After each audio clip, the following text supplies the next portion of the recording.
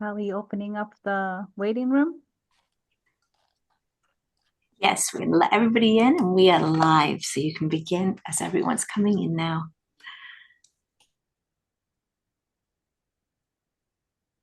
Welcome, everyone. We're waiting for people from the waiting room to come in, but really excited to welcome all of you, and we're going to be starting in just a minute. Thank you so much.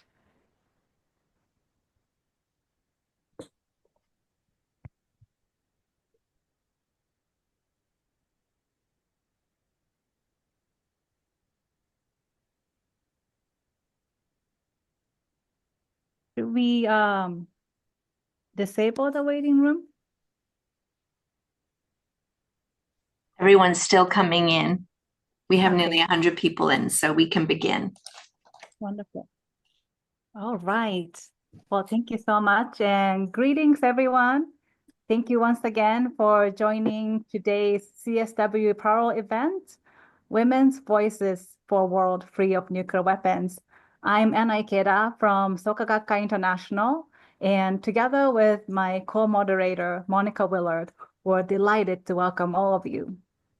Both Monica and I are part of a group called Voices for a World Free of Nuclear Weapons, which is a part of the United Religions Initiative.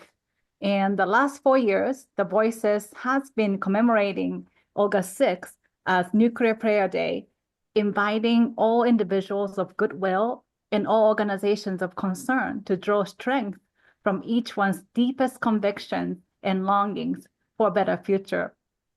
And this year, marking the 80th anniversary of the atomic bombings of Hiroshima and Nagasaki, we're also intentionally organizing events building up toward August to reach out to different audiences who share the same goal of creating a more peaceful world. And we thought holding a CSW Pearl event is perfect because women have always been in the vanguard of fighting toward peace, security, and justice. And also, some of us were in New York during the first week of March, right before the CSW started, to participate in the third meeting of states parties to the Treaty on the Prohibition of Nuclear Weapons, or TPNW. I'm sure we will hear more about the TPNW later in the program, but coming off of the MSP of the treaty, which truly highlights women's leadership in nuclear disarmament, and going into the second week of the CSW, the timing couldn't have been more perfect to have this conversation. So now I'll turn it over to Monica to also welcome all of you before she introduces the next person on our program. Please take it away, Monica. Well, thank you, Anna. And I just am so grateful to be here and to be here with so many other people from the Commission on the Status of Women, because many people come to New York and come to these Zoom programs to be informed. And we not only want you to be informed, we want to ignite your spirit. We want to bring you into helping create a world free of nuclear weapons. And the founder of both the United Religions Initiative and the Voices for a World Free of Nuclear Weapons as a cooperation circle of the URI, the United Religions Initiative, is Bill Swing. And he keeps saying, your prayers will help you follow into actions. And so we need to think about that spirit inside of you as we meet these incredible women on this panel today. But we're going to start with the prayer that we start our monthly meetings with. And I am going to pass the floor along to Reverend Becky Suzik to say the nuclear prayer that we use, even though you could use any prayer or ignite your spirit in any way. Becky, thank you for sharing this special prayer with this wonderful group. Thank you so much, Monica. I'm so grateful to be here and to presence the nuclear prayer. Every year on August 6th, we honor and commemorate.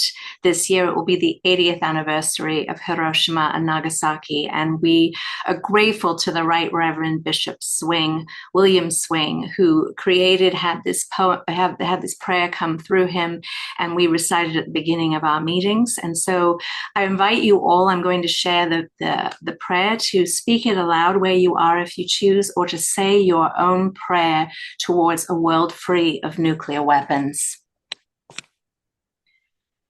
The beginning and the end are in your hands, O Creator of the universe. And in our hands, you have placed the fate of this planet. We who are tested by having both creative and destructive power in our free will, turn to you in sober fear and in intoxicating hope. We ask for your guidance and to share in your imagination in our deliberations about the use of nuclear force. Help us to lift the fog of atomic darkness that hovers so pervasively over our Earth, your Earth, so that soon all eyes may see life magnified by your pure light. Bless all of us who wait today for your presence and who dedicate ourselves to achieve your intended peace and rightful equilibrium on earth. In the name of all that is holy and that is hoped. Amen. Thank you, Becky. And now, Anna, you get the privilege of introducing our wonderful panel. Thank you so much, Monica, and thank you so much, Becky, for starting us off with the nuclear prayer. And for those of you who might not know Becky, she is an interfaith minister, and she is also a tech wizard, and she is kindly hosting our Zoom meeting today. And now I'm delighted to turn to our presenters. As you know, today we're featuring voices of women who have been working tirelessly to create a world without nuclear weapons and other causes to mark the 80th anniversary of the atomic bombings of Hiroshima and Nagasaki, and to share information and inspiration for making your voices heard, for creating a more peaceful world. And I think, as Monica also mentioned, that is so important to emphasize, about making your voices count, because every action, every voice to reduce the threat of nuclear weapons, especially today, and working toward abolishing nuclear weapons really counts. No matter where you are, who you are, what kind of profession you are, everybody's voices matter. So with that, it is my pleasure to now introduce our first speaker, Ela Gandhi. Ela Gandhi was born and grew up at the Phoenix Settlement, the first ashram established by Mahatma Gandhi in Inanda, South Africa. Presently, she is retired after serving 9 years in the South African Parliament, representing ANC. During this time, she helped to set up a 24-hour domestic violence helpline in her constituency, Phoenix Township. Ela worked as a social worker in the child welfare field and an activist in the movement against apartheid.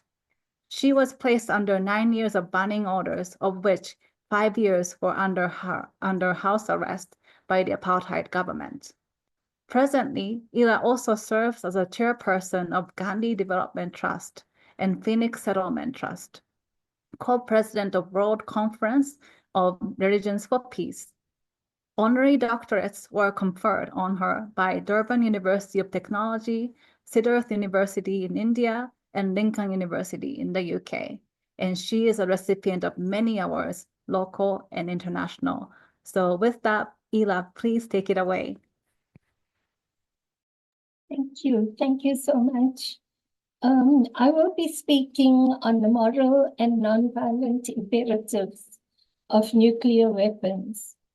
The world has heard the horrific stories told by survivors of nuclear radiation at various conferences and in various books. Yet a blind eye has been turned on these stories. In the past 80 years, instead of abandoning nuclear weapons, some have thought it prudent to develop even more lethal nuclear weapons so that even more damage can be done to people, ordinary civilian population, as well as to the earth and the environment. Is there any morality in this thinking? We have seen physically or in photographs babies born with various disabilities, bodily distortions, and the frequent diagnosis of cancer in the areas where nuclear contamination has occurred. A visit to sites such as Hiroshima and Nagasaki, and all the places where nuclear testing has been done in the past 80 years, and where accidents have occurred, the grim story of what can be in store for the world if these weapons are used is revealed in its stark reality. It is difficult to imagine how inhumane it is to even think of manufacturing and possessing these kinds of weapons, leave alone using them. These weapons leave behind a trail of devastation of both the environment and the people. The effects of such devastation are increasing as further capabilities are explored. We have seen and heard testimonies from children born of victims of nuclear radiation who themselves have become victims of ill health. The grim stories of the survivors indicates what one act of inhumanity can do to so many people across such a wide field. Mahatma Gandhi wrote prophetically in his newspaper, The Harijan, in 1938, if the mad race for armaments continues, it is bound to result in a slaughter such as has never occurred in history. If there is a victor left, the very victory will be a living death for the nation that emerges victorious. 7 years later, the world witnessed the devastating effects of the use of nuclear weapons in Hiroshima and Nagasaki. This attack shocked the world and raised the concern of religious communities. Can a human being really be an instrument of such agony and destruction while proclaiming to the Lord, "Make me an instrument of your peace"? Mahatma Gandhi said to a journalist when asked how he thought wars can be stopped. And he said, "I have no doubt that unless big nations shed their desire for exploitation and the spirit of violence of which war is the natural expression, an atom bomb the inevitable consequence, there is no hope for peace in the world." But he hastened to say, not to believe in the possibility of permanent peace is to disbelieve in the godliness of human nature. 25 years later, the inaugural conference of the World Conference of Religions for Peace held in Kyoto, Japan, in 1970, in a unanimously drawn-up statement, the religious community of the world declared, and I quote, "As men and women of religion, we confess in humility and penitence that we have very often betrayed our religious ideals and our commitment to peace. It is not religion that has failed the cause of peace, but religious people. This betrayal of religion can and must be corrected." While humanity sees clearly the immorality of manufacture, possession, and use of nuclear weapons, nuclear-armed states argue on the basis of the myth, which expresses the importance of possessing nuclear weapons as a deterrence. It has been pointed out by numerous organizations over the years that possession of nuclear weapons, in fact, adds to suspicion and antagonism, and can lead to conflict rather than deterring conflict. It can lead to more countries investing in this deadly weapon simply because they think they can show off their might by possessing such a weapon. They do not think that use of such lethal weapons can harm not only their opponents, but themselves as well. Today, the pressing of a button is all it takes to release the bomb. How morally bankrupt can society get to invent such technology and possess such weapons? Ignoring the testimonies of so many survivors of nuclear attacks and testing sites and the sight of the agonized deaths of so many innocent civilian victims of the bomb who died not just from the attack, but from the after effects of it, such as from thirst, because the water around them was contaminated. A visit to the various test sites, which continue to be contaminated by radiation, reveals the tremendous danger of this radiation, not only on human beings, but also on nature and the earth itself. As we experience the devastating impact of climate change and contemplate the possibility of the effects of this on food production, we see the dangerous situation that humanity as a whole can be reduced to simply because of the continued existence, further proliferation and manufacture of nuclear and chemical weapons. It is said that at least 8 nations have conducted over 2,000 nuclear experiments over dozens of sites around the world.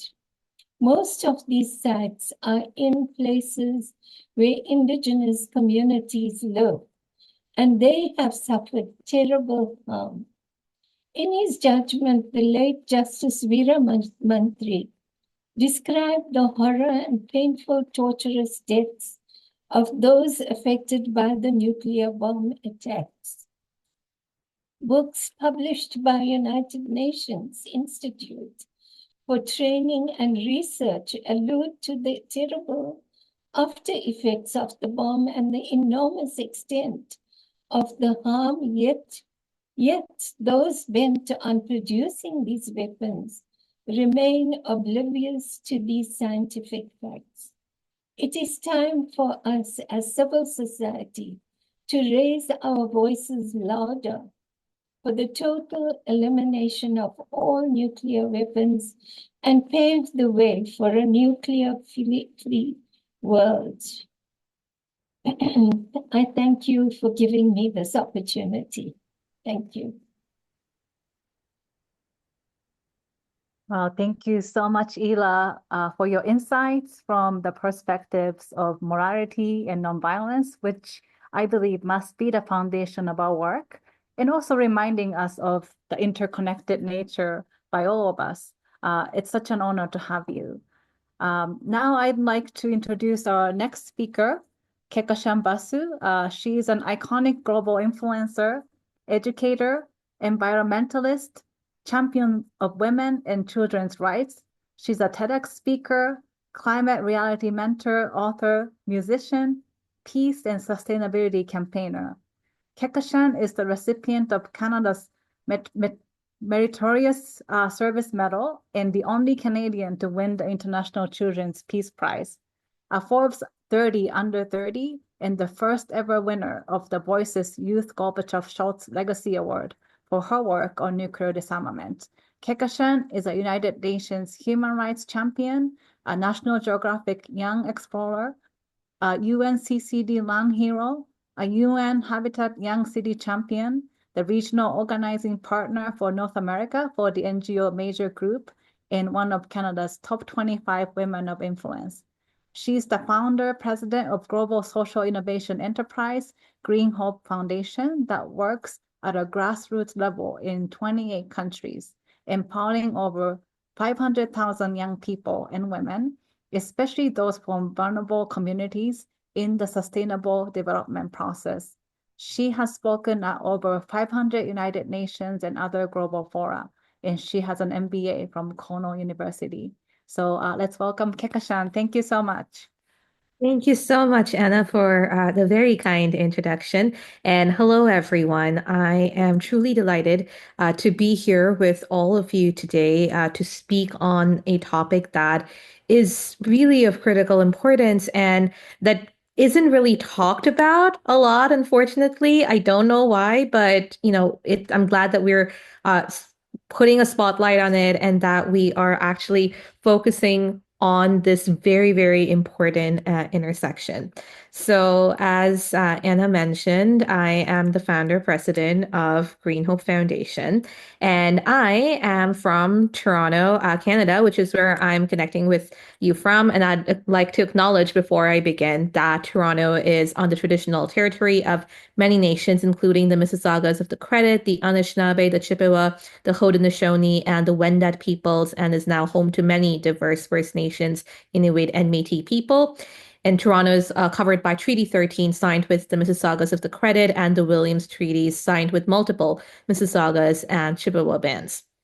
So speaking to you here and connecting with all of you from literally all across the world, I'm really glad to be able to kind of speak a bit more about this intersection of gender equality, of feminism, and nuclear disarmament. Because if we look at history, we've seen time and again how women have historically been the strongest leaders in peace building movements. And when we say strong, it's not just military might. It's actually never military might. It's about the power of getting people together and advocating for a more peaceful future, of focusing on the human connections and our connections with the environment to create strong, healthy societies that thrive and that do not depend on violence as a way to kind of further their agenda. And so our leadership, women's leadership in disarmament, in anti-nuclear advocacy, and peace-building initiatives have routinely demonstrated our capacity to lead this charge in creating lasting, peaceful solutions to global and local security challenges.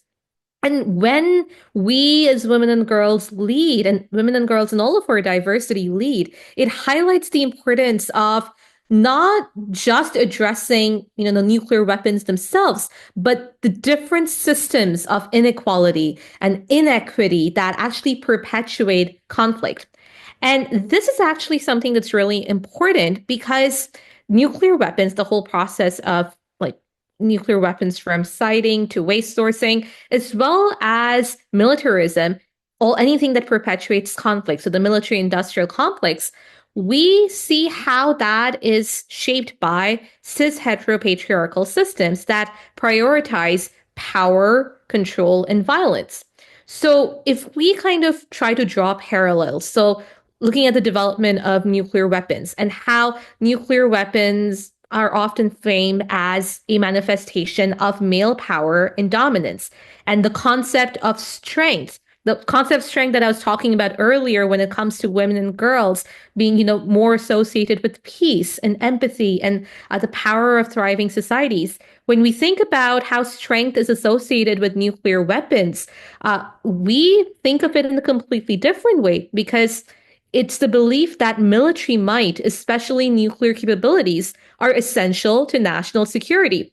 And that is deeply tied to the patriarchal notions of masculinity and what masculinity is supposed to be.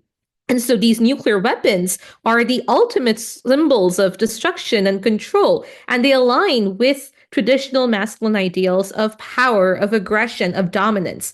And so the entire military-industrial complex, which sustains the production and proliferation of nuclear weapons, is built around a worldview that equates male authority with military superiority and then somehow puts forward this idea that, we need to be protected and that nuclear weapons are essential for national security. And so even the patriarchy in the nuclear weapons sector, it also perpetuates the belief that war and conflict are natural and necessary. And when we look at patriarchal societies, war is often seen as just, an inevitable part of human existence. And as I said, the nuclear weapons are framed as this essential tool for protecting the nation state. And so this really reflects the patriarchal ideologies that prioritize military might over peace building and viewing strength and dominance, in this case, the way the strength is viewed as signs of security. And so even the people who are part of the military industrial complex, so like those who are in the weapons industry, they help normalize violence as a response to conflict. The arms race, those who are a part of that, most of the time are led by men. And the ones who are actually kind of pushing forward this nuclear arms race.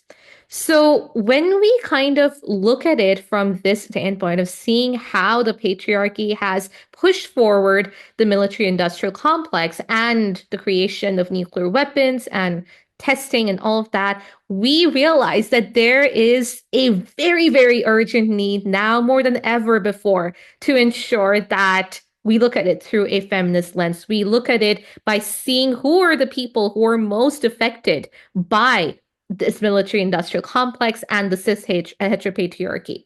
And once we look at it through that feminist lens, we see that women, especially in marginalized and conflict-ridden regions, often face the most devastating consequences of nuclear weapons, whether that is, actually the bombings of Hiroshima and Nagasaki, to the women who are impacted by the nuclear testing done in the Pacific Islands, the nuclear waste that's buried in the Runa Dome, the indigenous lands on which nuclear testing is undertaken, suffering disproportionately from health issues like cancer, birth defects, infertility. And all of these issues are compounded by the patriarchal disregard for the safety of these communities, and especially the women and girls, because women and girls' health is like way down on their list of priorities in a patriarchal society. And so women and girls' voices are silenced and or ignored in the pursuit of military dominance. And so we also see how women and girls are tasked with the long-term and short-term caregiving responsibilities in the aftermath of war and conflict, and so in the aftermath of the testing and the subsequent environmental degradation as well. So when we try to see how, women and girls play a role in peace building, how women and girls are disproportionately affected by the military-industrial complex and nuclear weapons, again, we see that it's not just about the weapons themselves. It's this whole other issue that is interconnected, that's intersectional. And so the solutions that need to address this huge issue need to be intersectional as well. So women's inclusion in nuclear disarmament, and not just inclusion, but women leading the nuclear disarmament process, it's a way for us to challenge these gendered power structures and move towards building a more just and peaceful world.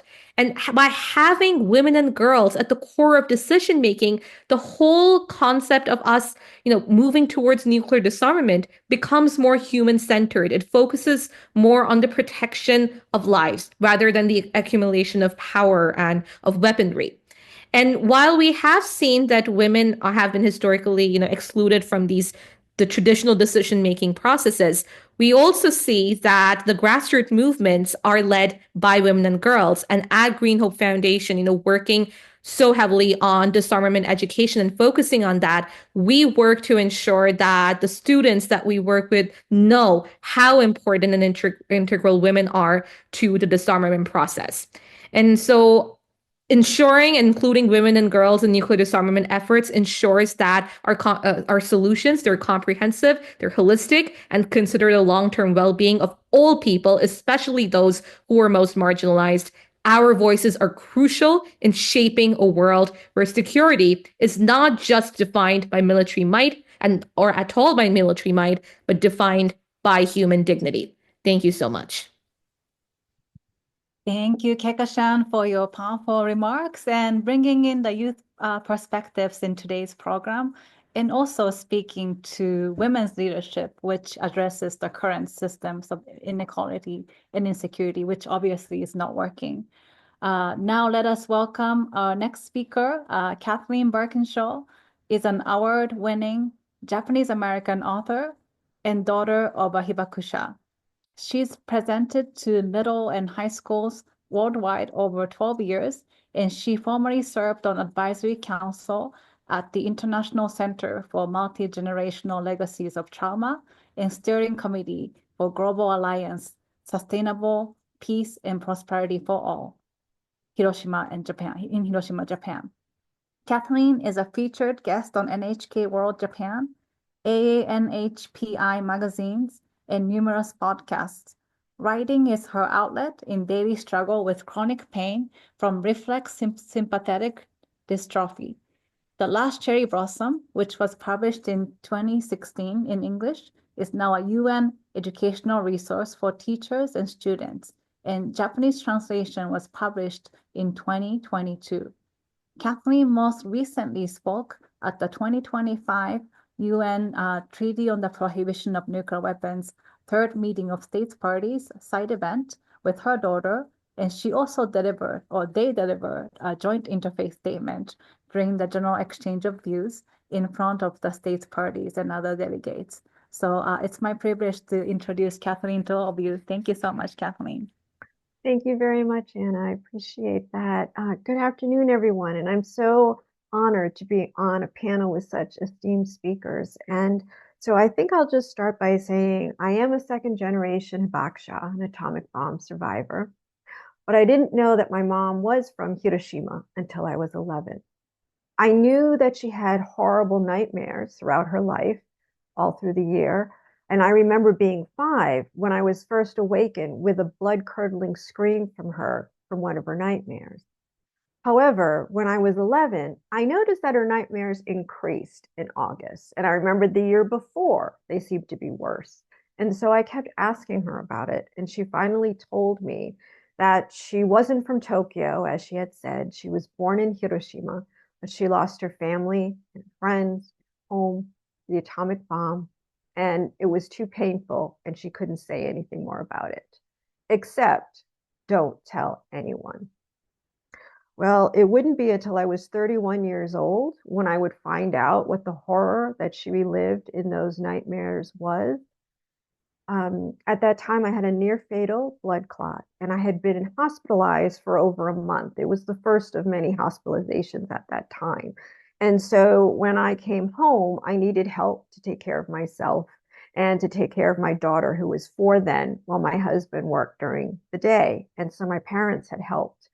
At that time, I also was diagnosed with reflex sympathetic dystrophy, and that's a chronic neurological progressive pain disease that affects the sympathetic nervous system as well as the immune system. And many physicians have said that the radiation my mother was exposed to from the atomic bombing has caused this. So at that point, I really worried because I worried how the pain would start to affect my work as trying to be a good mom. I worried, when was I going to be stuck in a wheelchair all the time? What was going to happen? And I became very, very depressed and hopeless. And it was at that time that my mom started to talk to me about August 6th. She talked to me about how there was a twist of fate for her. She was only 12 years old. Her papa normally worked from home in the morning, and then he would go into his office in town in the afternoon. But that day, he was at a train station in the morning purchasing a ticket for one of his employees. That weekend, my mother had been very sick. So her papa said, "You can stay home one more day." So that kept her at home on a Monday while the rest of the students in her class were in the center of town taking down wooden buildings. So she remembers being able to talk with her best friend Machiko outside. She was a couple years older than my mother, and so she wasn't in the center of town that day. And as they were talking, they saw a weather plane fly over, and they weren't concerned. But then my mother said when she heard another engine as the hair on the back of her neck stood up. She said there was this ear-shattering, loud popping noise and a bright white light, and the ground just started shaking. And so she and her friend just hugged each other and were screaming. By the end of that day, she would have watched her beloved papa die. She would have lost the best friend that she had just clung to hours before. And over the next few years, she would lose the family that she grew up with due to the radiation sickness from the atomic bombing. Now, when my mom told me this, she would cry as if she was watching it happen all over again. And I will always hear her voice telling me that. And then she said to me, I'm telling you this because I had wanted to kill myself when I lost everyone and everything. But I'm so glad that I didn't because I now have you and I have your daughter to love. She reminded me that I had the same blood in my system and that I had strength and I would find my own way too. She never said much more about August 6th until my daughter was then in 7th grade. My daughter came home very, very upset. She overheard some kids talking about that cool mushroom cloud. And she asked if I would talk about the people under the cloud that day, like her grandmother. And I really thought my mother would say no because I hadn't spoken about it, but she said yes. And she said, you know, the students in that class will be about the same age I was when the bomb dropped, so maybe they could relate to me. And more importantly, she knew they would all be voters someday, and they could leave that classroom knowing that nuclear weapons should never be used again. And so when I speak to students, and when I wrote the book, The Last Cherry Blossom, I wanted to be able to give a feel of the culture, of who the people are, what the politics were at that time. And also then to show that the children, like my mom, they love their families, they love their friends, they worried what might happen to them, and they wished for peace. That was everything that the Allied children were wishing and thinking of as well. And also to know that, you know, the enemy is not so different from us after all. I've had the privilege of speaking with so many students around the world, and the one thing they say that gets them to take notice about nuclear weapons is a story of a 12-year-old little girl in Hiroshima and how easily it could be them. In order for a lot of this disarmament news and statistics to really matter, people have to have that connection to the humanity. We may have many leaders as time passes. Technology can change, but that need for connection through our emotions and with our stories, that is timeless. And future voters and voters need to understand of the lives that were shattered, the homes and the loved ones that were lost, and that lifetime of physical and emotional scarring that then is passed down to their future generations. And as a child, I would watch my mom go through her scars of PTSD. As an adult, I live with those scars every day as the pain progresses from RSD. But even though my mom lost so much that day, she never lost her ability to love. And I was blessed because she lived to be 82 years old. And she passed away in January of 2015. But a few months before then, I had the publishing contract for The Last Cherry Blossom. And she took it and she put it in front of her favorite photo of her and her papa. And she said, you know, I didn't know why I am alive when everyone else I loved died. But now I do. I couldn't tell my story, but I had you, and you can tell it for me. My mother was the bravest person I will ever know. And I am so honored that she would share her memories with my daughter and with myself.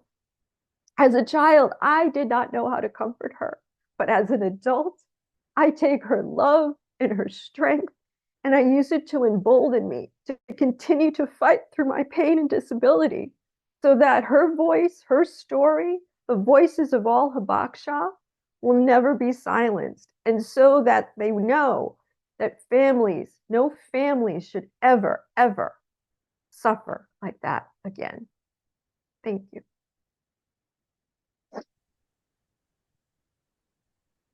Thank you so much, Kathleen, for sharing your story, your mom's story, and truly reminding us that nuclear weapons are not this abstract security issue.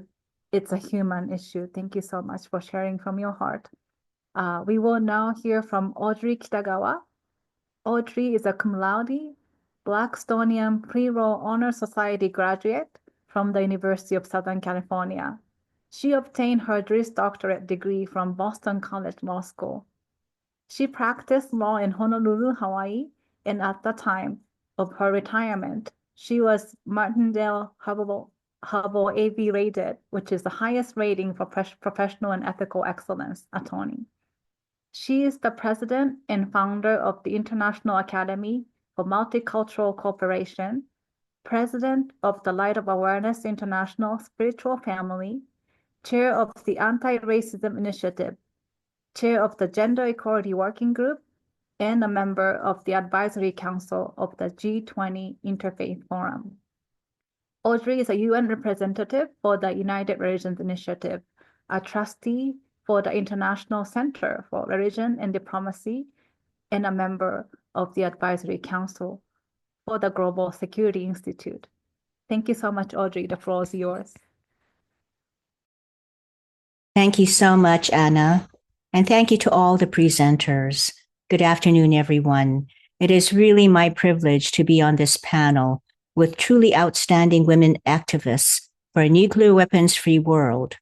As we are in the 80th anniversary of the bombing of Hiroshima and Nagasaki, we are seeking to mobilize greater numbers of civil society organizations to raise awareness about the existential dangers which nuclear weapons pose.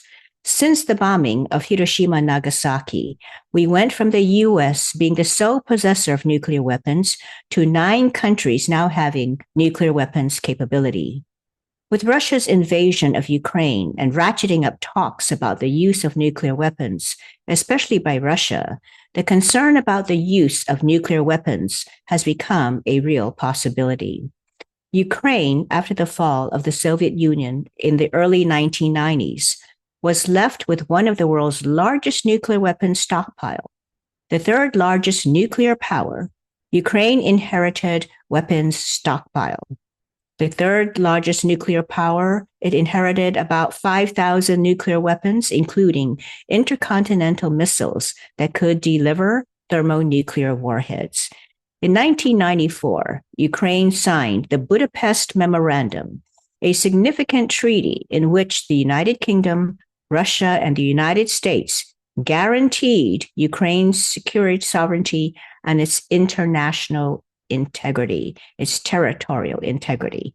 In return for giving up its nuclear weapons, the Budapest Memorandum also guaranteed that these countries would not threaten or use military action against Ukraine and will call for UN action in case of Ukraine being threatened at any time.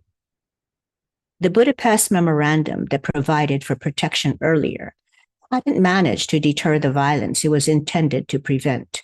This conflict illustrates the vulnerabilities of Ukrainian security in an order of the world where nuclear forces are not dependable guarantors of peace. The deeper issue is the integrity of signatories to agreements to honor their commitments and agreements.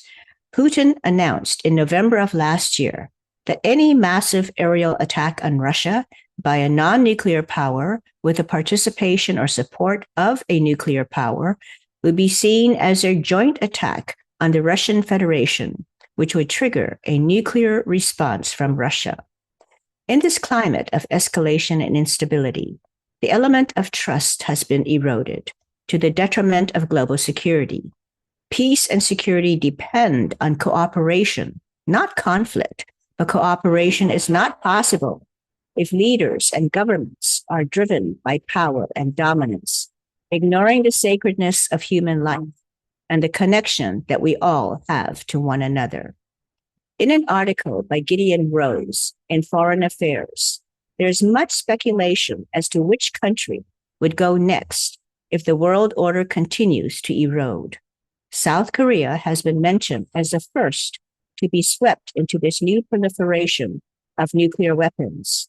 Ukraine, Taiwan, Poland, and Australia have also been mentioned. No one knows at this point in time if our current administration will go so far as to abandon our historic allies. No one yet knows how far our current administration will go to abandon the alliances it has built up over generations. Allies are considering some of the choices they made on the assumption that they would have sustained American protection. The barriers that have long kept proliferation at bay may very well be unraveling. The Japanese government officially recognized about 650,000 survivors, or hibakusha, of those who were bombed. After the war and today, their numbers are dwindling. Many hibakusha became anti-nuclear and anti-war activists, sharing their powerful personal stories as survivors of the world's first nuclear attacks. They were honored for demonstrating through witness testimony that nuclear weapons must never be used again, and for choosing to use their agonizing experiences and suffering to cultivate hope and to advocate for peace. Consistent with Japanese cultural norms, victims try to maintain an outward order, known as gaman, to maintain a semblance of social harmony and order. Professor Noriko Odagiri of Tokyo International University explained that Japanese people value not saying too much and suppressing the negative feelings towards others. Gaman, which originated in Zen Buddhist teachings, meaning bearing the seemingly unbearable with patience and dignity, became a perseverance and survival mechanism in post-war Japan. For some, this led to shame and isolation, and a tendency to minimize, ignore, or try to forget the trauma they experience. But a number of survivors overcame their cultural reticence and became activists who dedicated their lives to sharing the stories of the devastating losses they suffered. Approximately 106,000 hibakusha are still alive today, living reminders of what is at stake. They are the world's only survivors of nuclear war, and they continue to use their voices to promote peace and a world free of nuclear weapons. In 2024, the Nobel Peace Prize was awarded to Nihon Hidankyo, a group representing hibakusha, for its efforts to achieve a world free of nuclear weapons and for demonstrating through witness testimony that nuclear weapons must never be used again. Following the Nobel Peace Award, the Ministry of Foreign Affairs of Japan issued a statement that said, "As the only country to have ever suffered atomic bombings during war, Japan has a historic mission to lead international efforts towards a world without nuclear weapons." Hibakusha Miyako Taguchi lost both of her parents in the Hiroshima blast. She reflected, "We can't change our horrible past, but our future is in our hands. We can't bring the victims back to life. We can't cure the pains and agonies that they went through, but we can stop this mass destruction from happening again. We all deserve peace in our lives. Wars and nuclear weapons will never give us peace, but love and compassion will. We should forget which country we belong to and which country we were born in. We are all residents of the earth." In 2017, the Nobel Peace Prize was awarded to ICAN. One of the representatives of ICAN who delivered the Nobel Peace Prize lecture was hibakusha Setsuko Thurlow.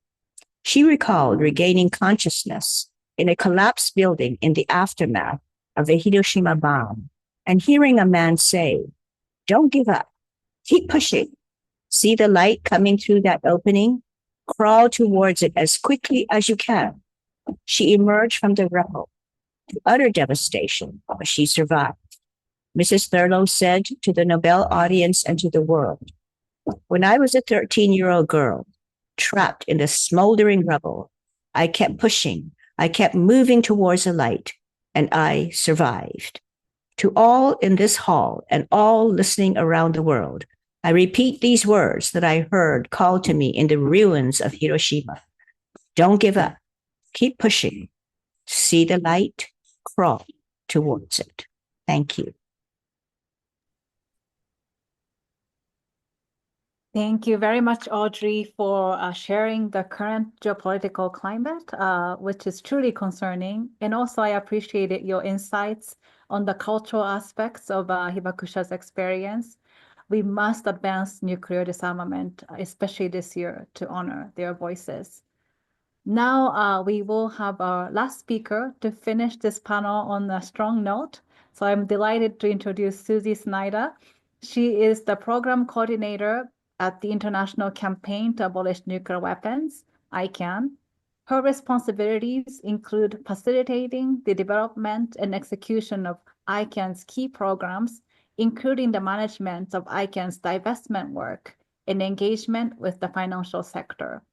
Susie previously served as the Secretary General of the Women's International League for Peace and Freedom at their Geneva Secretariat.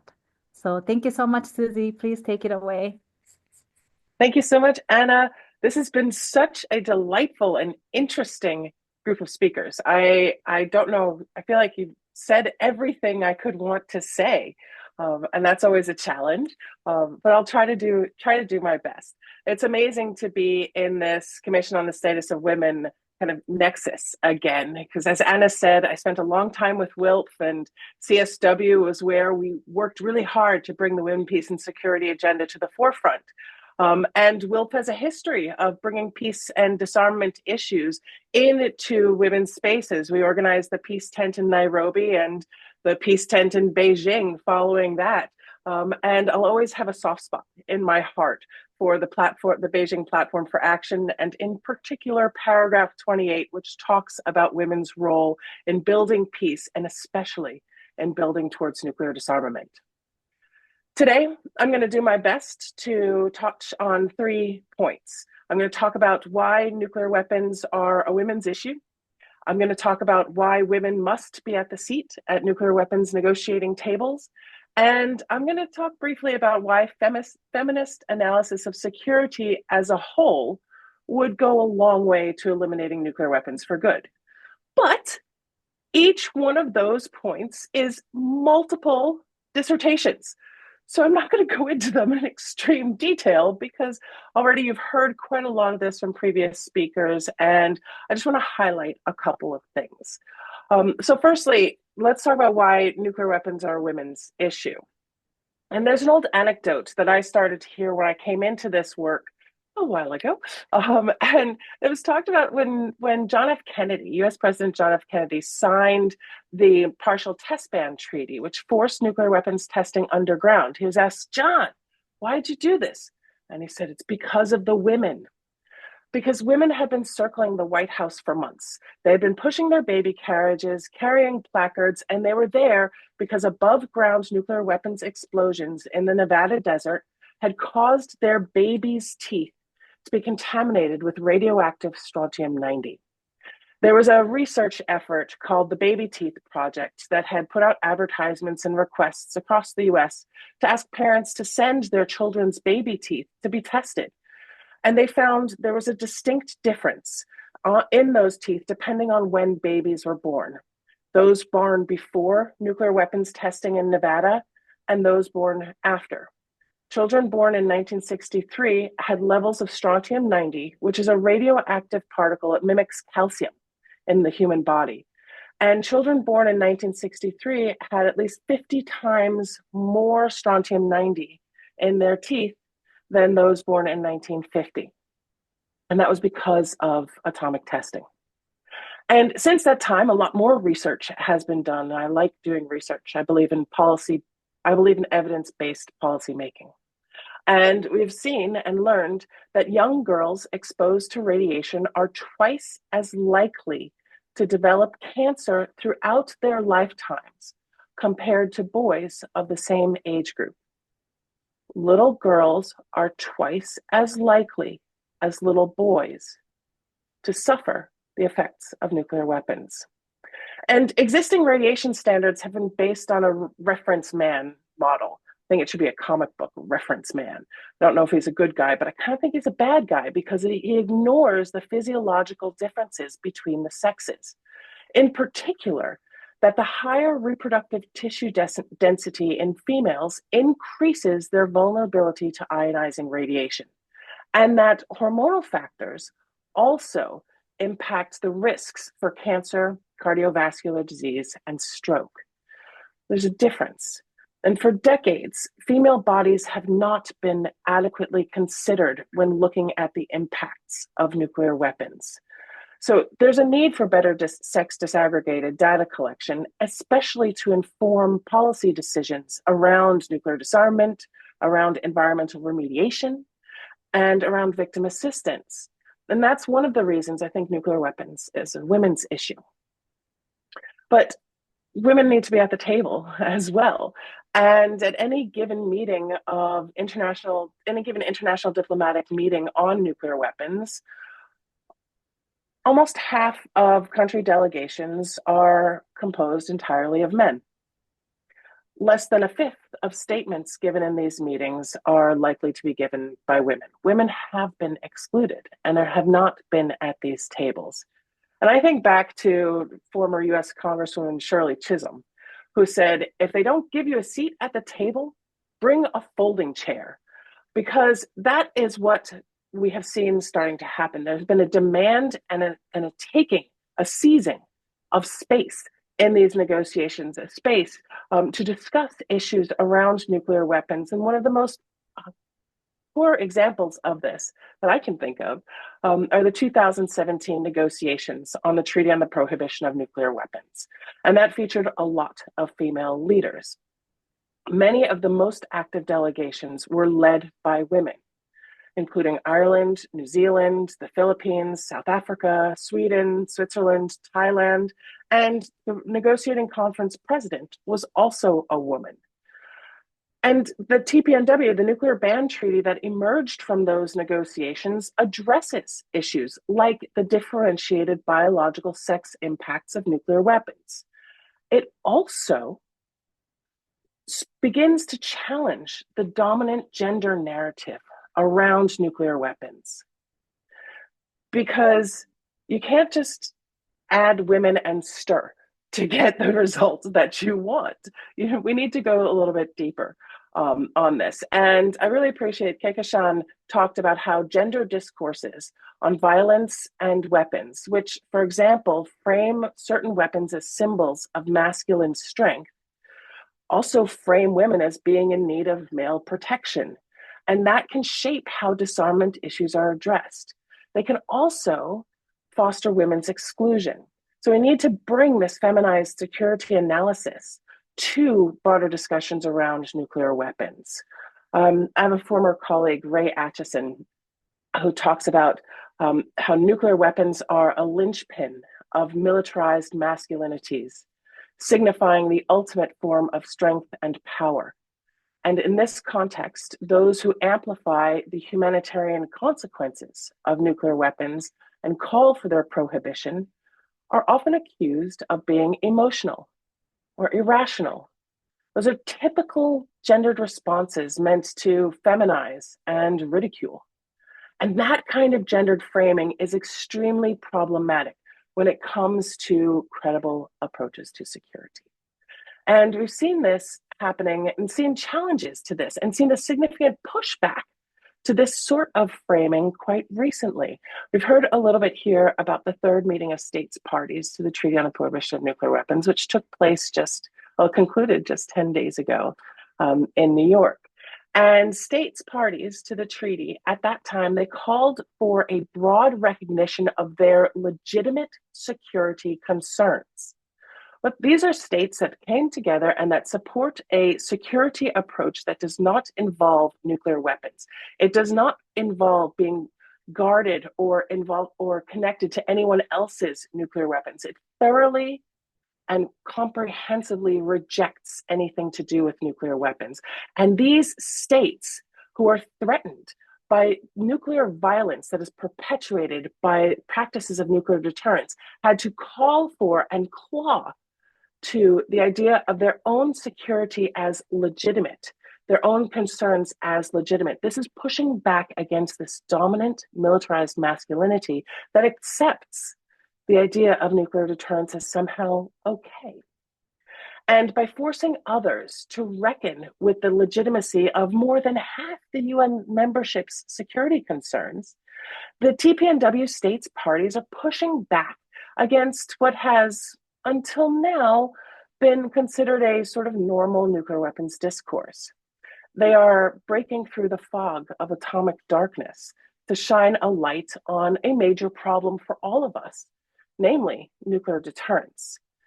And we can no longer allow or afford to let our leaders or each other be deceived by that false promise of nuclear deterrence.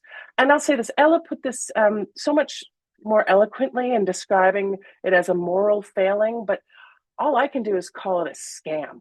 Nuclear deterrence is a scam that has been perpetuated on us to justify the ongoing retention of nuclear weapons. They sold us a story, and we can't afford to buy it any longer.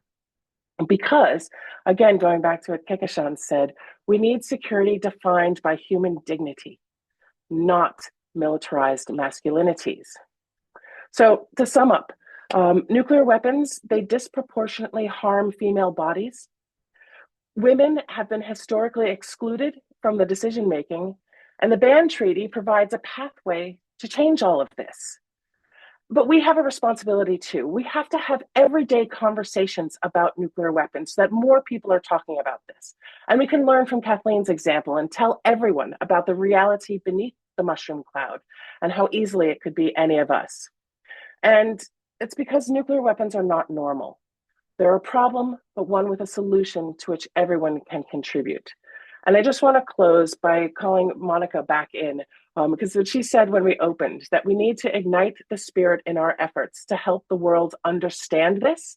We do. We need to ignite the spirit in our efforts to help the world understand nuclear weapons are not normal, but they're a problem we can and we will fix together. Thank you. Wow. Anna did such a brilliant job in thanking all of the other panelists. And Susie, everything that you said reminded me of how the interconnectedness, how our voices matter, how the legal parts that have been really pushed through are making a difference. And that fact that so many people need to really step up and join this movement to bring the reality that nuclear weapons do not make us safer, that they are actually just making us a tinderbox.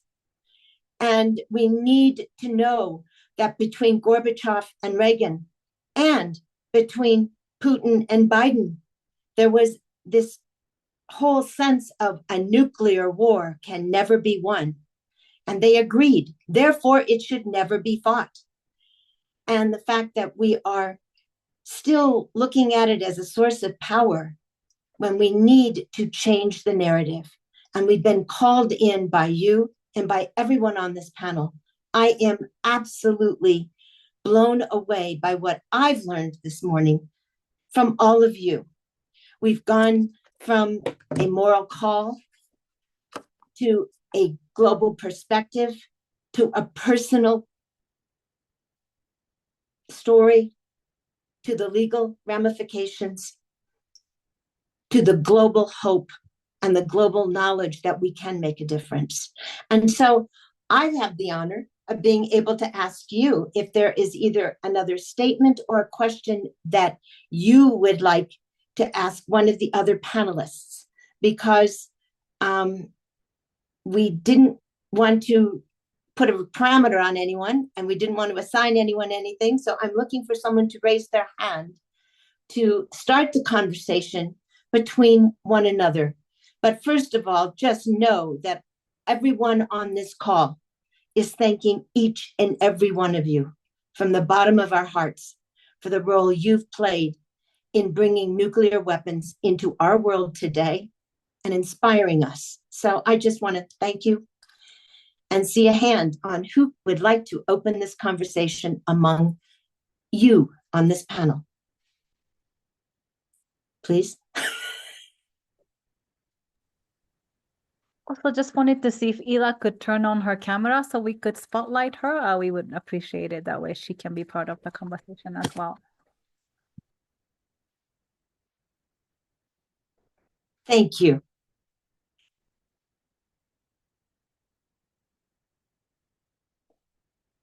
So I don't see a hand.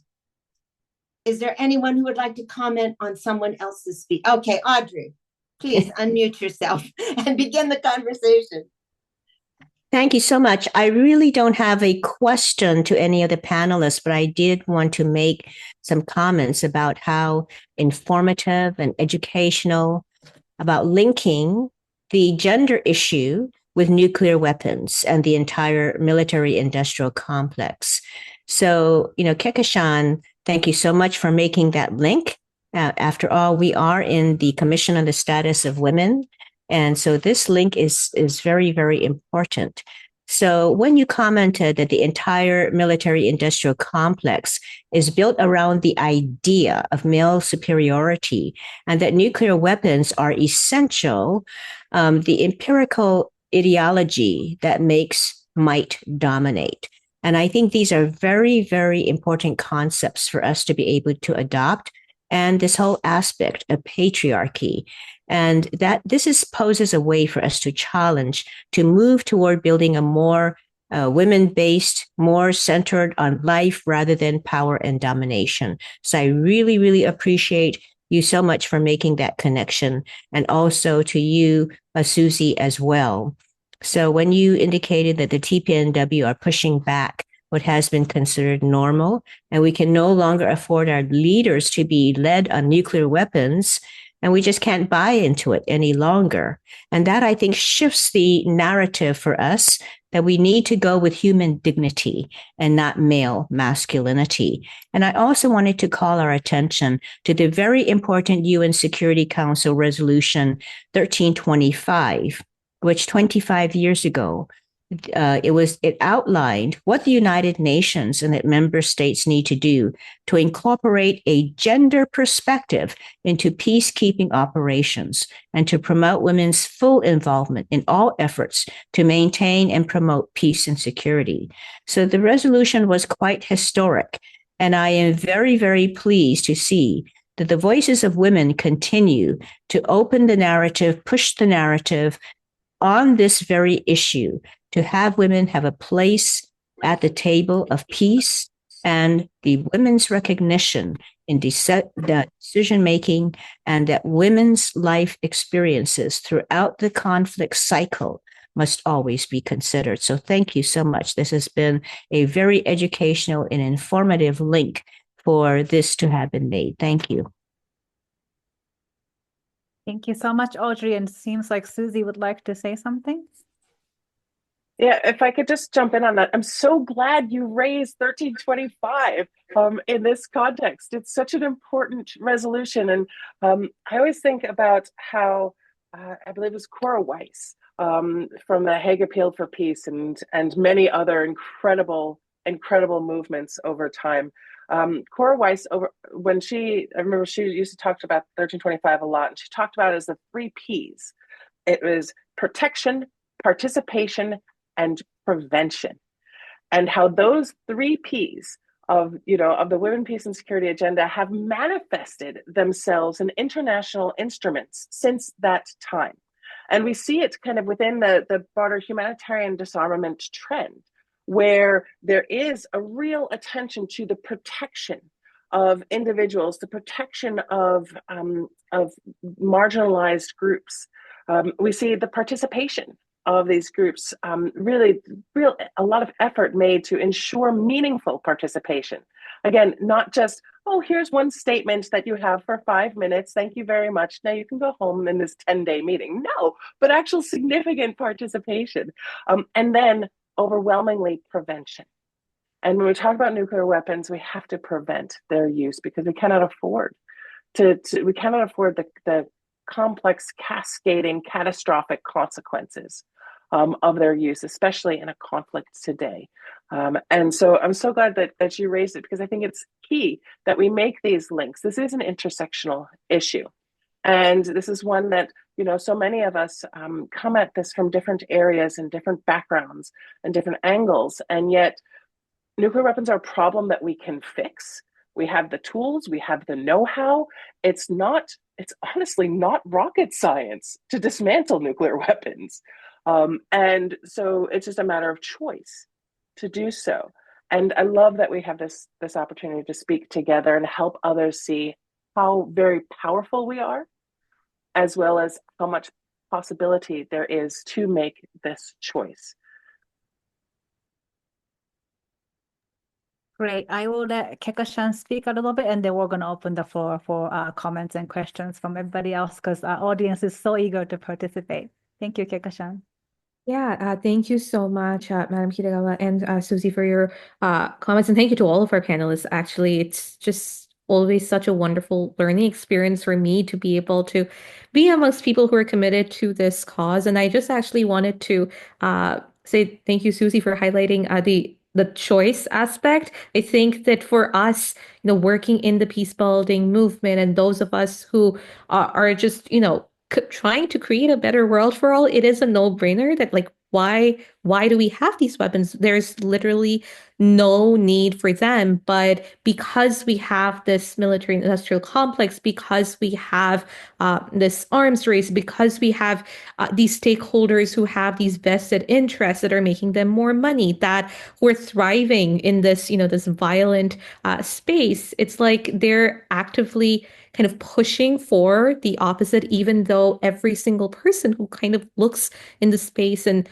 just knows that to create any kind of a peaceful world, we need to abolish nuclear weapons. And I mentioned briefly in my remarks about disarmament education that Green Hope Foundation undertakes. And what we see is that one of their main tactics to kind of push forward their agenda is kind of taking forward this veil of secrecy. So if people don't know about the problem, they can't act. And so nuclear weapons and either making nuclear weapons or what's going, like, what nuclear weapons are, what states have them, what we can do to abolish nuclear weapons.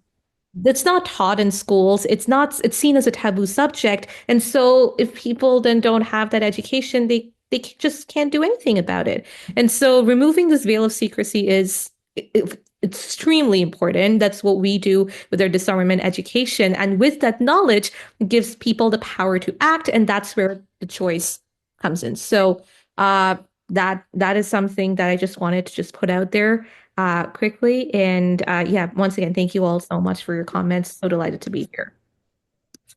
Thank you, Keko-san. Ila, if you would like to share something, you can do it really quickly, and then I'm going to turn the floor to everybody else. I just wanted to quote from, Mrs.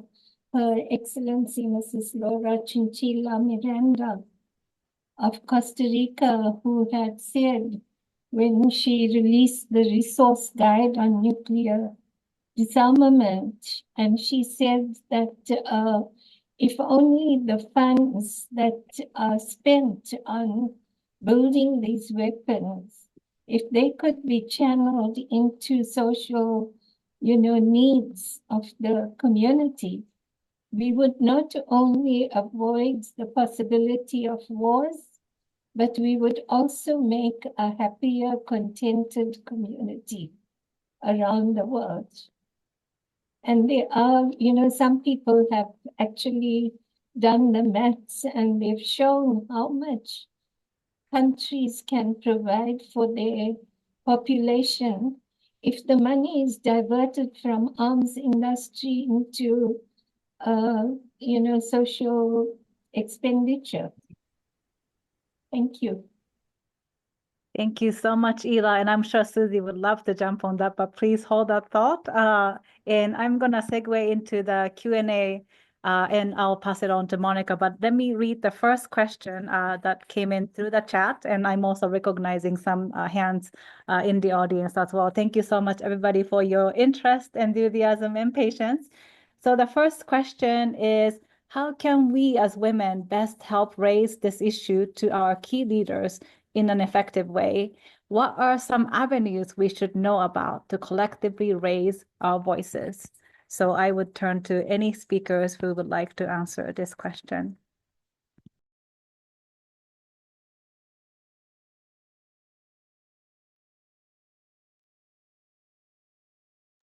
Ela?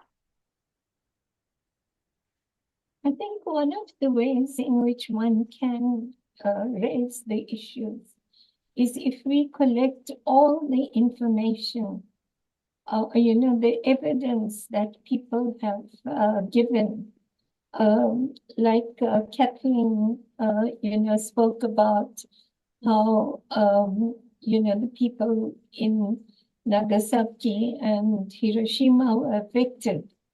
If we have those stories, little stories, and tell them and popularize them, let everyone know what happened to these people, then people will begin to realize that nuclear weapons are not just ordinary things that people need to be more conscious of and begin to protest about.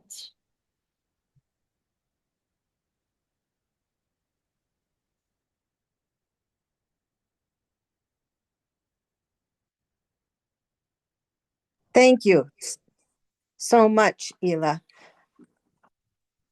I want to thank everyone who's helped me because now I've had to switch devices. Something happened to my iPad that I was unexpecting. So I think both Susie and Audrey wanted to comment on the question as well, Monica. thank you. Yeah, thank you all very much. I think it's a very good question. And one of the things that, like, what those who are listening, when you go away from this session, there are a couple of things that you're going to remember. You're going to remember the story about Kathleen's mom, right? Because we connect with the human. We connect with other people. We connect with the idea of a 12-year-old girl. Some people might remember that, $3,000 a minute was spent last year on nuclear weapons. It's insane. But honestly, most of us are going to remember the story of Kathleen's mom. And I think that's the thing that we need to do, is to focus on how we can share these stories, how we can make sure that people understand that underneath the mushroom cloud is life and humanity, and it is all of the wondrous beings of nature that exist underneath that mushroom cloud. And that's where we start, is talking about that story. And then the facts, the figures, the evidence, all of these pieces come afterwards. They reinforce it. But I hope everybody leaves and we talk about Kathleen's mom. It's a great place to start.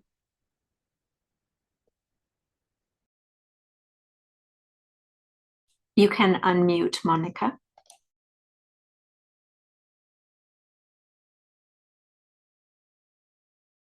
Important. And what we really have to remember are those personal stories. And now we have some other questions that have come up in the chat. And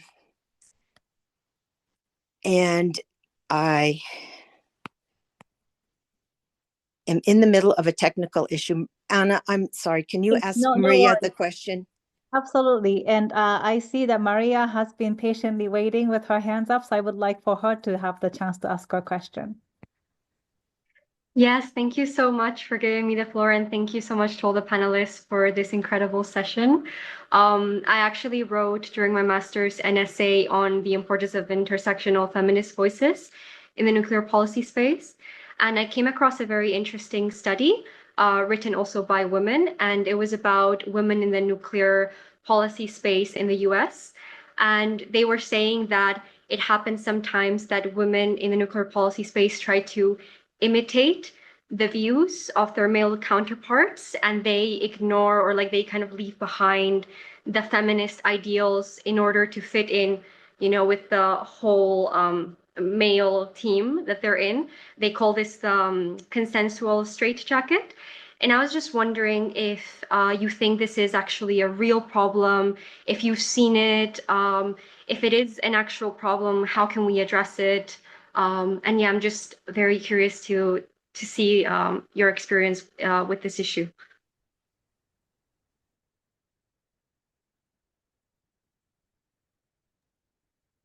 It's kind of like sorry, I hate a silence. It's kind of like the way a male journalist, when interviewing a woman candidate, will ask them if they will hesitate to push the button in a nuclear armed state. That's almost one of the first questions, and it always comes from a male journalist.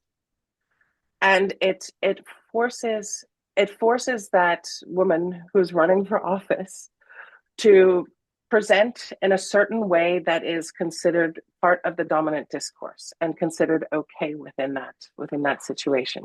You saw it.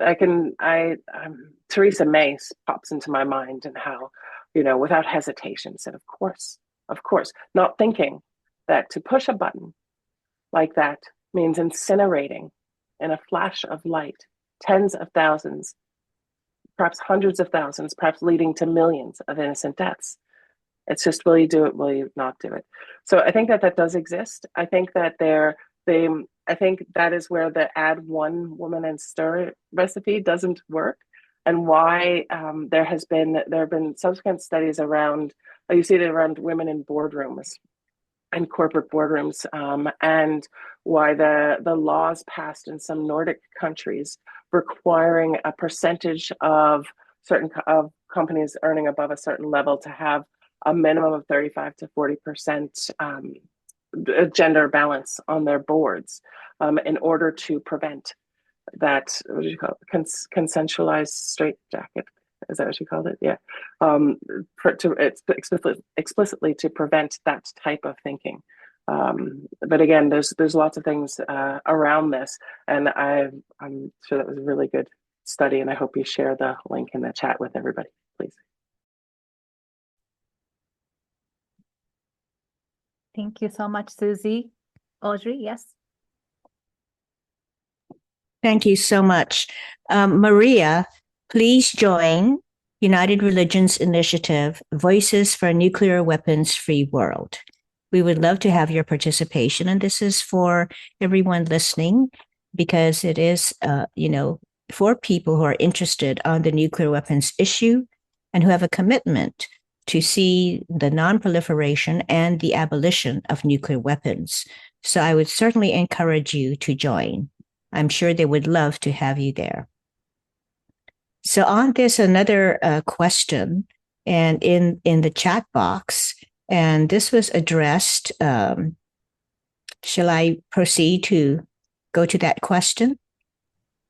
Absolutely. I'm not sure which one you're looking up, but please go ahead. This is the one addressed to me specifically on the situation of Ukraine, and Ukraine being victimized by Russia.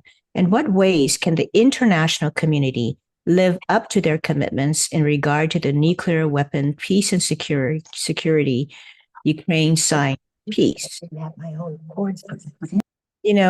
We have to remember that this Budapest memorandum was a quid pro quo in many respects to induce Ukraine, which had the world's third largest arsenal, to give up to give up their nuclear weapons, in exchange for which the Budapest Memorandum was signed.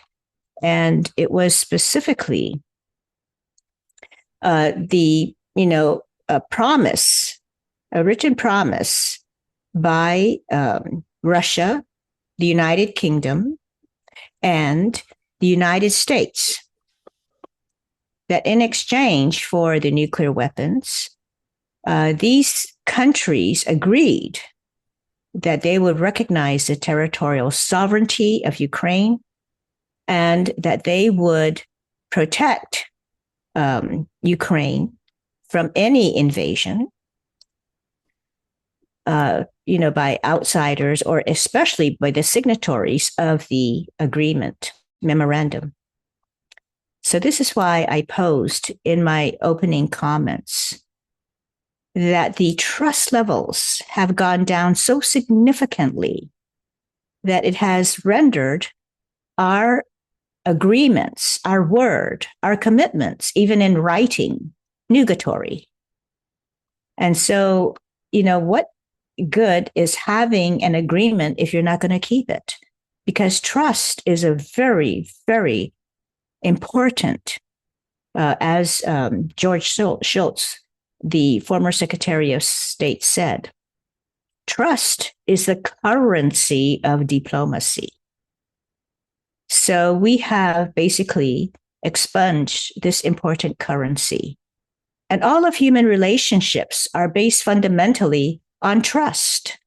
Once trust is broken, or repeatedly broken, how can you possibly consider the person that you would enter into any agreement with to be able to honor their agreements?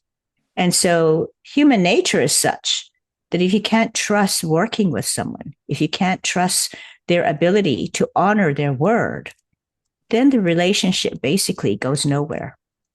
And this is true, whether it's in a marital context, in any kind of intimate context. Once trust is broken, it's very difficult to be regained.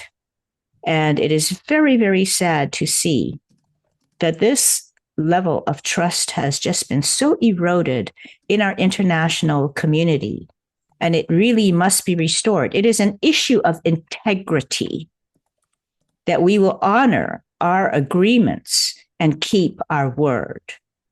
So I feel that this is very fundamental to human relationships and the quality of human relationships, and so too in our international agreements. So what can we do for the world to be committed to prevent nuclear weapons, for protection against non-nuclear power? What we can do is first to make sure that we have taken responsibility as a global citizen to honor our word, our commitment to make sure that we ourselves are living trustworthy, honest lives so we can have good relationships. And of course, take that up the chain. And it's sad to see how many of our international treaties have not been adhered to, not just in the nuclear weapons realm, but as we can see, especially in the nuclear weapons realm. So thank you. Thank you, Audrey, and thank you to this amazing team on this call. I thank you so much. There was one question that I saw in the chat as I was scrolling through, and it was talking about the psychological impact of Fukushima. And the impact reminded me, and the one I wanted to ask all of you, is this psychological impact of how dangerous it is that we don't even talk about nuclear weapons. And so part of my question to you is, if you had a specific way of really addressing people who aren't talking about nuclear weapons, how would you bring it up? The stories about Kathleen, the books that we have, the costs of it, where we could be spending the money. How do we need to regroup to make this impact? And I, of course, want to go on onto the spiritual side, but I just want to make sure we don't eliminate something that we need to address before we go there. Kathleen, do you have something specific that you would like to add? Yes. I want to talk a little bit about what you were mentioning. There's a multi-generational trauma that happens. And being on that advisory board and being part of helping with Dr. Daniele's survey that they did with for nuclear bomb victims or Holocaust victims, especially for what I know with nuclear bomb, is that there was a trauma mostly of silence. As you remember, my mother had told me, don't tell anyone. And I think she had that silence told to her even when she was in Tokyo after the bombing, because they weren't allowed to talk about it. And there's also, when you witness your loved one going through these stages of anger that you don't understand and depression that you don't understand. And so that kind of forms on you because you internalize that. And then if you add a physical illness to it, it can then also then go to the next generation, like my daughter. My daughter has suffered by seeing me be sick. She said something that I did not hear from her before 2 weeks ago when we were at the MSP3. she said that she feared turning 30 next year because that was the decade that I got sick. And she was very scared of what she might have at that point. So it's so important that they realize as the actual Hibakusha are passing away, it is the next generations that are still here, that are still trying to deal with that. And it's not being talked about as much, but it is very, very important. Thank you, Monica, for bringing that up. Thank you, Kathleen, for your story, for what you carry and how you carry it, because it is so important for you to share your story, that regardless of what you've been feeling, we know you're in pain many times when you've talked. And so I thank you from the bottom of my heart for what you inspire in us, and I hope on everyone on this call. I do want to look a little bit at that moral call that Ela started with. And Audrey mentioned Voices for a World Free of Nuclear Weapons. And I see Kehkashan's hand. Let's start there. Okay, go ahead, Kehkashan. I'm sorry. I just wanted to add on the psychological safety perspective and like how we address that. Just with our work with Green Hope Foundation, our disarmament education programs are like we target young people of kind of like across the spectrum, and a lot of that includes working with really, really young children as well. And we always want to make sure that we're giving them the knowledge, but at the same time, we're not, scaring them off. We're doing so in a way that's healthy for them so that they grow up knowing what has happened. They grow up with the knowledge, and they also are not like, oh my gosh, like, what do I do now? There is no hope. We never want to put that out there. We always want to give them that hope that something can be done. So I just wanted to share that starting from the really, really young age, kind of going step by step, kind of trying to instill empathy in them for people and planet, going from there to like, okay, there are some people who have done bad things in the past, explaining to them in a really kind of simple way so that they understand that there have been not so great things that have happened in the past, and that it's important for them to utilize that empathy that they're gaining to be good people, to be good citizens, to be good human beings, to help one another. And once that's kind of instilled in them, and as they grow older, we kind of teach them more and more about like kind of inserting the whole peace building process, nuclear disarmament, Hiroshima and Nagasaki. And so it's like a gradual process to make sure that they're equipped with the tools and skill sets to address nuclear disarmament as they grow older, but also protecting their mental health, ensuring that they have that psychological safety, and so that they grow up to be, empathetic, responsible global citizens. So I just wanted to put that out there of how we use disarmament education to provide that psychological safety for children. Thank you. And disarmament, nonviolence, skills of empathy, in doing it at the young age and growing into it, I just want to thank you for your work with the people around the world at the grassroots level, Kehkashan. It's been very important. Susie, I see that you had your hand up before on this. Did you have more to talk about on the mental side of it? Would there be anybody else who would like to speak to this particular aspect on how we can help bring the hope? What would be your particular focus in one or two words or in an explanation like Kehkashan just gave? Then I thank you for not waving your hand, and I will go on for just a little bit because there are two things that I would like to share about this program today. Voices for a World Free of Nuclear Weapons. We have heard incredible talent and inspiration, and now we do need to do something. And one thing that people can do from wherever they are is to add your spirit and your prayers. And a question that has often hit me is, how have we been able to work with the Japanese as well as we have for 80 years? And for those of us who've been blessed to have been supported by my husband was in the camera business. So I know what it was like for him to work for a Japanese country. What quality of forgiveness, of hope, of looking towards the future do we need to learn from the Japanese people for being able to accept this atomic bomb and move beyond it in many ways? And it isn't just because it was repressed. It's something else, because when you go to Japan today, you're not hated because of who we are. There's a skill that we need to really, really pick up and to learn and to share. And to me, it is a spiritual calling to add our hope and our looking for the future, and to know that we can create a better world by being better people.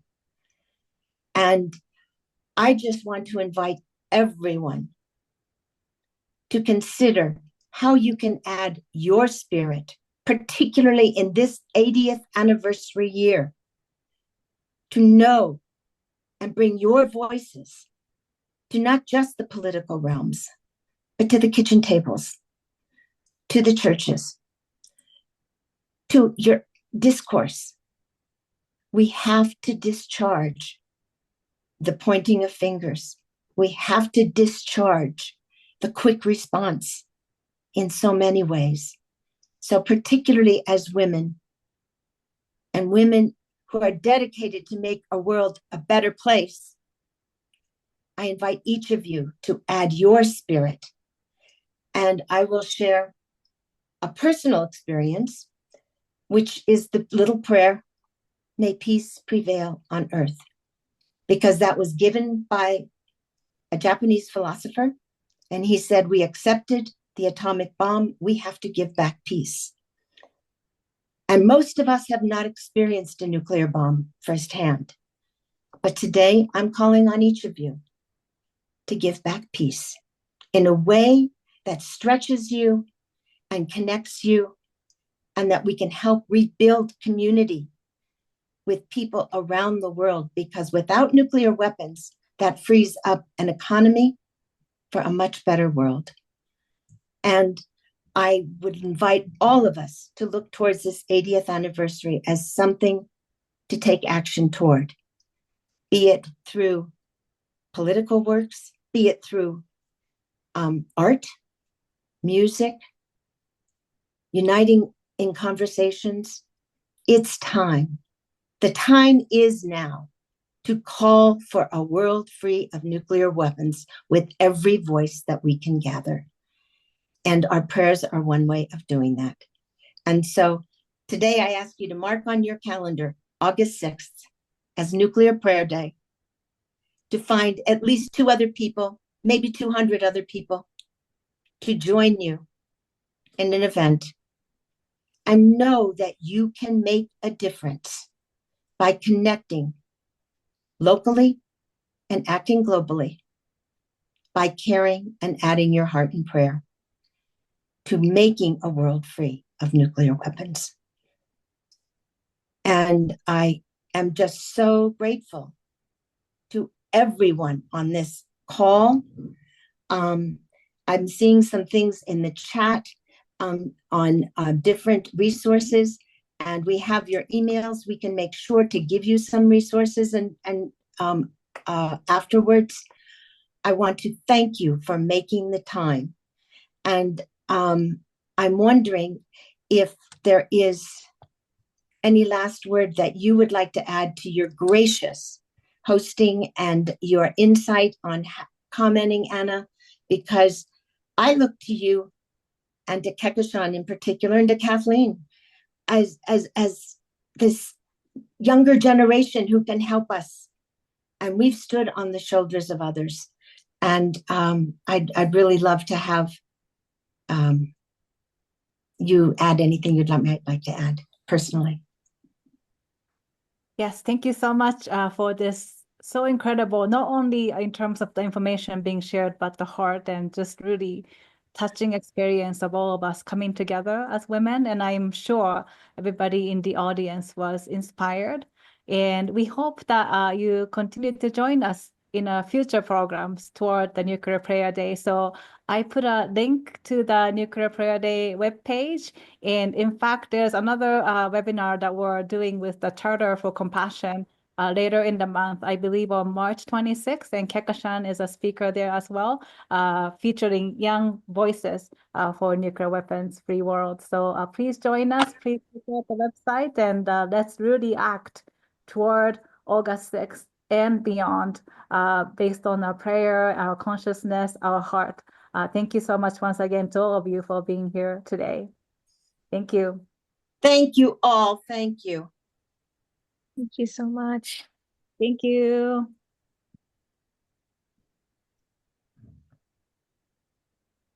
Thank you. I have to apologize to each of you.